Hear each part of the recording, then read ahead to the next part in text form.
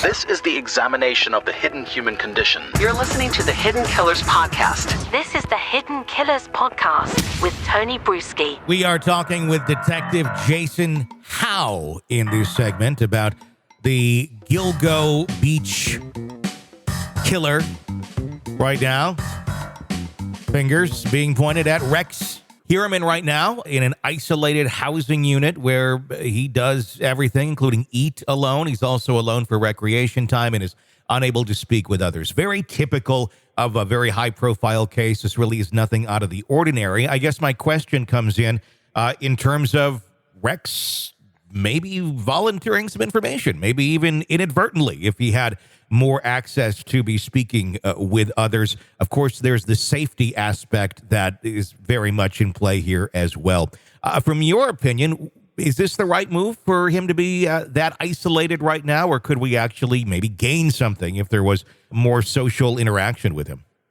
Well, I can tell you from experience that we monitor quite a bit of jail and prison communications. It's a very useful tool in some criminal investigations. However, there is a liability there with housing and making sure the inmates' health and well-being are taken care of.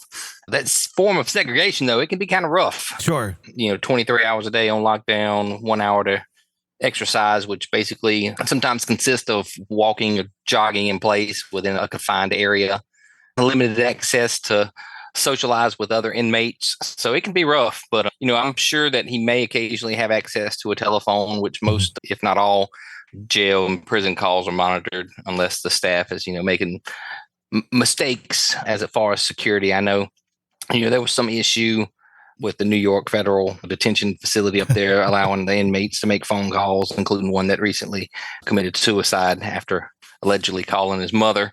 However, those things are monitored and they can be useful in criminal investigations. Speaking of communication, he has requested religious services and was seen by a member of the Roman Catholic Church. No specific title. We don't know if it was a priest that came in or not, but he did talk. We don't know if confession actually took place there. Let me ask you about that aspect.